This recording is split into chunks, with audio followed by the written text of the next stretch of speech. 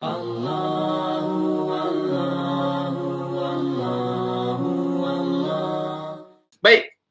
saya nak terus pergi ke Brother Yusof ni. Soalan saya nak tanyalah, selepas memeluk agama Islam, apakah amalan ataupun apakah perkara yang sangat susah, ni macam soalan cepu mas sikit lah, apakah amalan ataupun perkara yang sangat susah untuk Brother Yusof lepaskan selepas memeluk agama Islam? Contohnya ada sebahagian orang tu dia dah terbiasa makan kerbau pendek ataupun khinzir, dia rasa tu macam favourite food dia lah, jadi dia susah nak lepaskan makanan tu. Jadi untuk Brother Yusof bagaimana pula?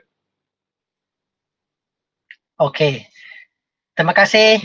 Wah, ini betul-betul bagi kau-kau ni. Apa benda yang saya susah? Dulu buat, sekarang tak boleh buat sangat lah. Sekarang memang tak boleh buat lah. Lelaki, ada 3 je orang kata. Minum, judi, perempuan. Saya tak minum, saya tak judi. Tapi saya ada girlfriend. So, yang ketiga ni, orang kata jihad. Strive, cut away. So, benda tu semua simpan peti ais, tak fikir lagi dah ada isteri, hanya fokus kepada keluarga.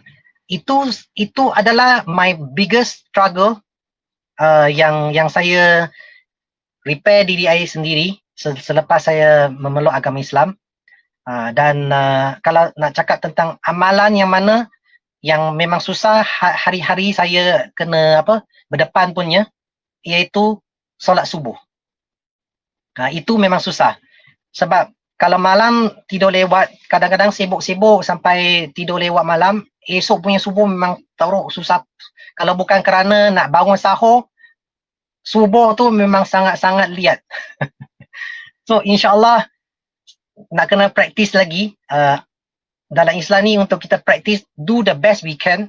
Sebab kalau nak katakan contoh, nak bagi tahu contoh untuk tuan-tuan dan puan-puan di luar sana, saya nak kongsikan sedikit, mungkin pernah dengar, tetapi nak ulang lagi sekali lagi.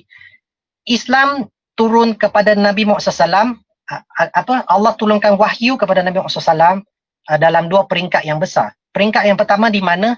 Di Mekah. Berapa lama? Berapa tahun? 13 tahun.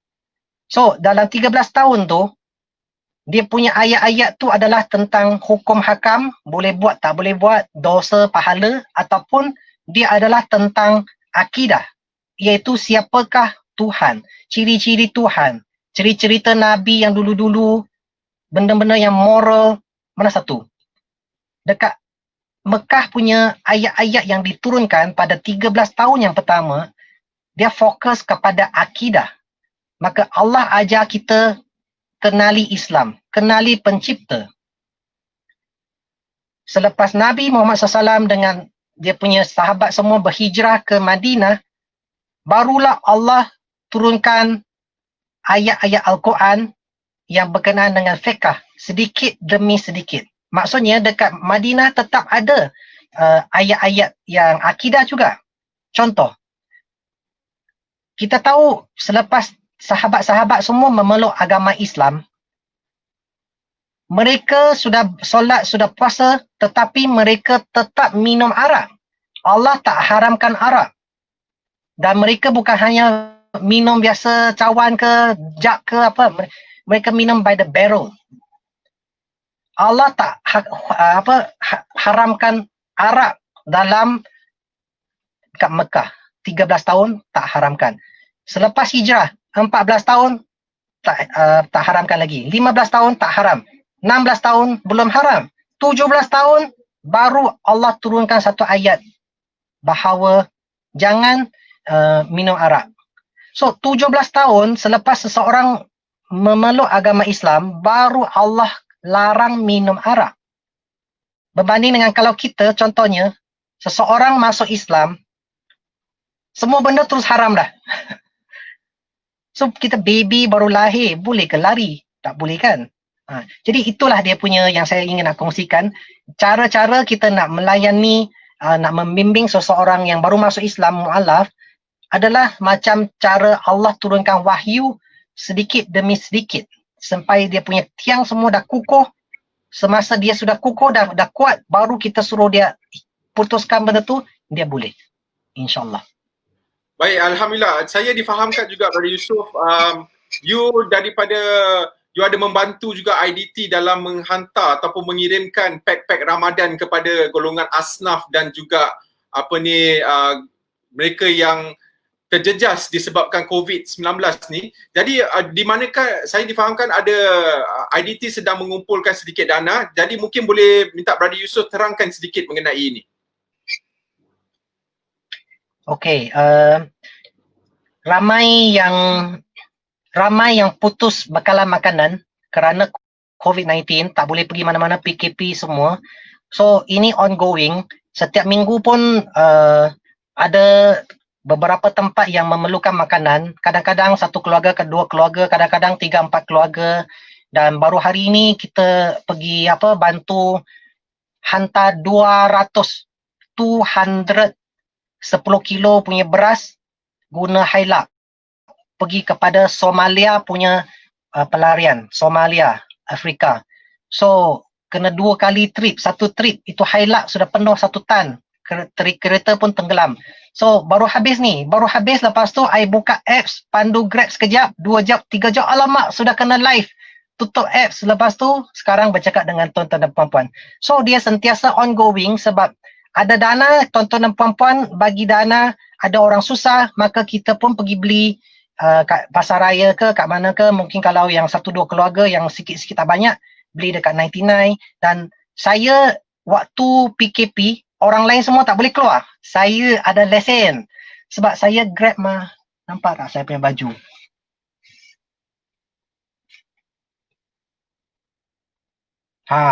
So ini Grab.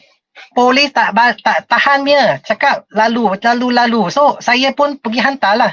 So semoga bantuan makanan ni boleh memberi mereka makanan asas untuk kekalkan kehidupan, sementara kita tengok the next step macam mana ekonomi kita, sebab benda ni akan jadi jangka masa yang lama. So kita kena bantulah sesiapa yang ada duit, ada lebih, bersyukur kita bantu sesiapa yang tak ada makanan. Ya. Okey, baik Brother Yusof. Akhir sekali, soalan terakhir ya, saya nak tanyakan kepada Brother Yusof, iaitu pada awal tadi kita ada bincang bahawa Brother Yusof pekerjaan sepenuh masa ialah memandu Grab. Jadi dalam peluang memandu Grab ni, Brother Yusof ada juga melakukan kerja-kerja dakwah ataupun menyampaikan Islam kepada penumpang. Jadi apakah teknik yang terbaik yang Brother Yusof gunakan untuk menerangkan Islam kepada penumpang-penumpang ataupun customer Brother Yusof? Silakan. Okey. Untuk berdakwah, kita biasanya berdakwah kepada kawan-kawan, dia lebih efektif. Tetapi untuk keadaan saya, customer tu kita tak kenal punya, dia stranger. Dan saya guna satu strategi yang sangat bagus untuk diri saya je lah. Macam mana? Kalau ada Cina masuk kereta, dia tengok nama saya Yusof Iman dekat apps dia, saya akan bercakap bahasa Cina dengan dia, Mandarin, Cantonese, Hokkien ke apa ke, dia akan cuak. Kamu betul ke dia masuk kereta yang betul ke? Ini driver yang kidnap kereta lain datang ambil dia. Saya kata betul-betul, you memang masuk kereta betul, saya Cina lah. Oh, patutlah nama you Yusof. Kenapa you nama Yusof? Saya masuk Islam lah. Oh, so antara 10 orang yang terkejut, ada 2-3 yang gatal, orang kata gatal nak tanya lebih. Dia teringin nak tahu, kenapa you masuk Islam? Kalau dia tanya kenapa masuk Islam, so saya start lah saya punya cerita.